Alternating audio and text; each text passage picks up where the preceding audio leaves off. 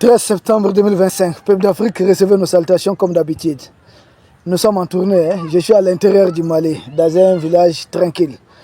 On va taire le nom du village. C'est depuis cette position, parce que l'Afrique, tout est magnifique, c'est la nature derrière nous. C'est impeccable, notre cher continent. Depuis notre position, nous parlons de la gratuité des visas accordée par le Burkina Faso à tous les Africains. Et un acte salutaire, d'ailleurs, que nous encourageons pour tous les deux autres pays de l'AES, c'est-à-dire le Mali, le Niger.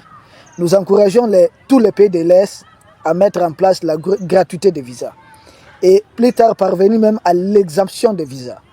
Parce que ce que le Burkina vient de faire, c'est une étape. Oui, une étape. Mais il y a une autre étape après. Parce que c'est d'abord la gratuité des visas pour chaque Africain.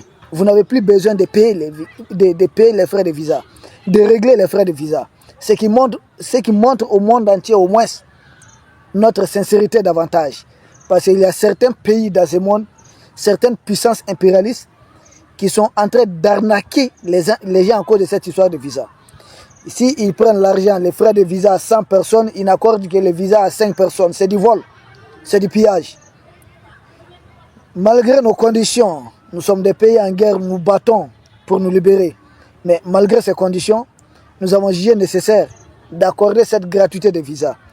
Et quand c'est bon, c'est bon. Il faut savoir dire c'est bon, encourager et inciter d'autres pays, encourager d'autres pays à emboîter les pas à faire la même chose. C'est un chemin. Donc les autres pays de l'Est, nous encourageons ça. Et même d'autres pays encore de l'Afrique, nous appelons à la même chose. Malgré certaines divergences politiques, l'Africain doit être libre de circuler partout en Afrique. Et les dirigeants africains qui se voient un peu limités dans cette prise de décision doivent tout simplement regarder de l'autre côté, les impérialistes. Qu'est-ce que les pays européens ont fait? La fameuse zone espace Schengen. Mais entre eux, ils décident de tout ensemble et ils décident d'agresser les autres pays. C'est là que nous, l'Est a eu toute la raison de quitter la CEDEAO. Parce qu'on ne peut pas être une organisation sous-régionale et être vassalisé aux mêmes impérialistes contre les intérêts de l'Afrique. De sorte que Emmanuel Macron ose dire qu'il faut faire la guerre au Niger, mais ce n'est pas possible. C'est inadmissible. La vraie unité africaine commence avec l'espace AES. Nous en sommes convaincus. C'est pourquoi nous devons tous appuyer, nous devons tous pousser pour que ça réussisse au niveau de l'AES. Si ça réussit ici, je ne vois pas de raison pour que ça ne réussisse pas ailleurs.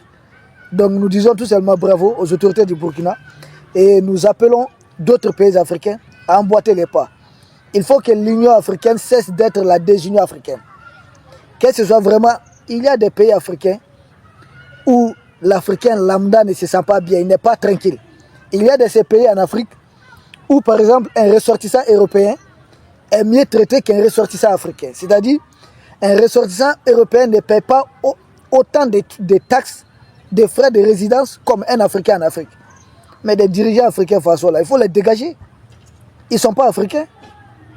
Ils ont de quelle nationalité? Cette histoire de carte de séjour même que des Africains doivent payer pour circuler en Afrique. C'est la moindre des choses. L'Union africaine, dans toutes ces conneries, dans toutes ces bêtises, si elle doit réussir quelque chose là, c'est ça. Je les vois maintenant, ils sont d'accord. Même espace économique, pas de taxes de douane. J'ai dit, mais pourquoi des taxes sur les personnes? Ça n'a aucun sens. Un Africain doit payer pour résider dans un autre pays africain. Vous avez vu ça où dans le monde?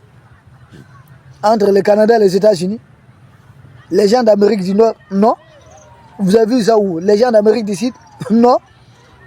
Et récemment, la Russie et la Chine même viennent de mettre fin à toute histoire de visa entre eux. C'est pourquoi la première étape que le Burkina vient de franchir, cette première étape, il faut vraiment saluer la gratuité des visas. Et nous appelons à ce que la mesure soit généralisée au niveau de l'espace AES dans son ensemble. Et plus tard, que d'autres pays africains puissent emboîter les pas. Il faudrait saluer longtemps le Mali, le Cameroun, par exemple, il n'y avait pas de visa. Je ne sais pas maintenant qu'est-ce qui s'est passé. Parce qu'entre-temps, beaucoup d'eau, voilà, beaucoup de choses se sont passées. Mais ça serait très bien quand même, cette première étape, gratuité des visas. Mais la deuxième phase, la deuxième étape, l'exemption des visas pour tout Africain en Afrique. Pour tout Africain en Afrique. tout Africain doit être libre de circuler tranquillement en Afrique. Au moins, s'il faut ça. Il est inadmissible qu'un ressortissant de chez Emmanuel Macron soit tranquille, par exemple, au Gabon, plus que d'autres Africains. Il faudrait revoir certaines choses. Il faudrait revoir. Nous appelons vraiment à ce qu'on puisse revoir beaucoup de choses. Gratuité de visa, exemption de visa, une bonne chose. Parce que nous n'avons que l'Afrique. Et pendant ces temps, s'il y a encore des dirigeants africains à la solde des impérialistes qui travaillent à diviser les Africains, il faut les combattre par tous les moyens. Par tous les moyens. Parce que l'Afrique n'est pas celle des syndicats des chefs d'État. L'Afrique, elle appartient au peuple africain. Il y a eu combien de dirigeants depuis nos indépendances jusqu'à présent? Vous prenez le cas du Mali. Le premier président, c'est qui? C'est Modibo Keïta. Où est-il aujourd'hui? Il n'est plus de ce monde. Qu'il repose en paix. Le second président, le général Moussa Traoré, où est-il? Il n'est plus de ce monde. Qu'il repose en paix. Alpha Omar Konaré, il est à sa retraite tranquillement dans sa maison. Amadou Toumani Touré, où est-il?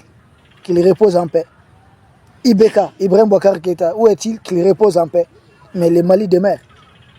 Nos pays demeurent. Ce qui compte, ce n'est pas des personnes. Ce qui compte, ce sont nos pays, nos États. Qu'est-ce qu'on peut faire pour l'Afrique? Donc, aucun pays africain n'appartient à un dirigeant. Et vous allez remarquer qu'à chaque fois, par exemple, quand je parle de la Côte d'Ivoire, je dis chaque fois, les microbes ouattariens, M. Ouattara, il faut chaque fois dissocier ces pièges-là des dirigeants du pays. Il faut chaque fois dissocier, il faut chaque fois déjouer ces pièges.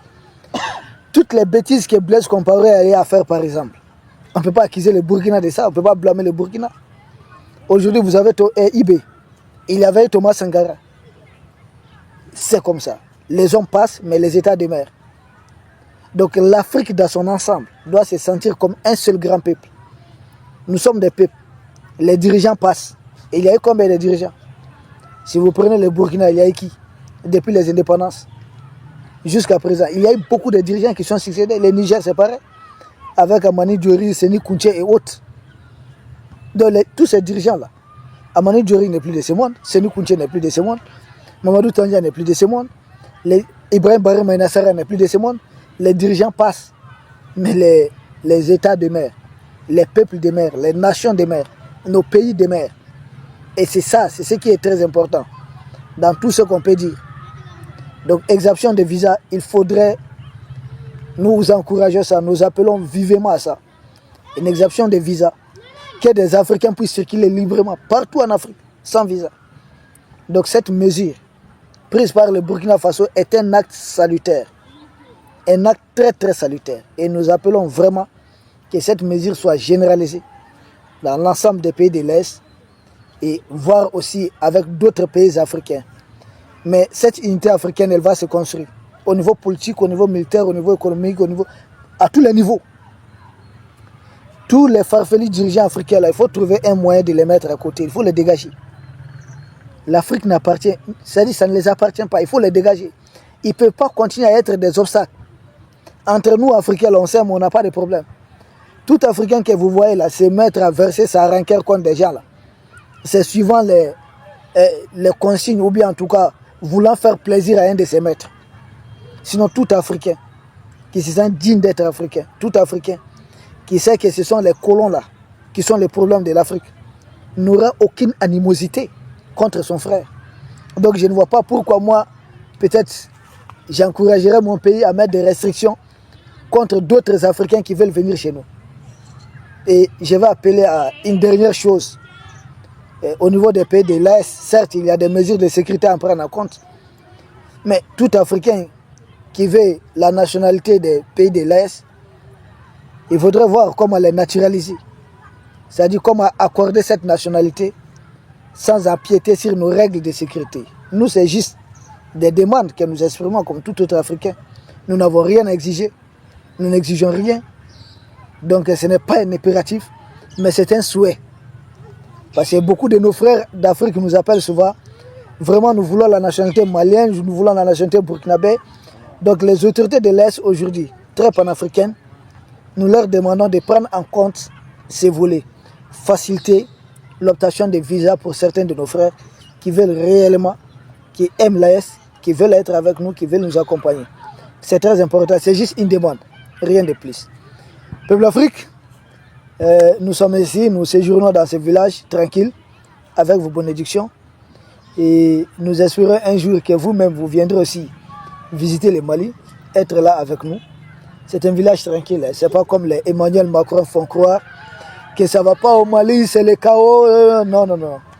C'est un village tranquille, vous attendez les cris des enfants un peu de loin. Il y a de la nature, j'ai dû traverser le fleuve.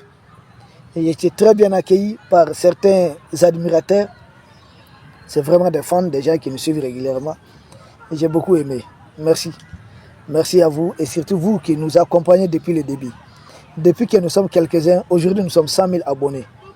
Plus de 100 000. Il y a 1000 de plus alors. Merci. Merci à vous en ensemble. La lutte ne fait que commencer. Nous vous remercions.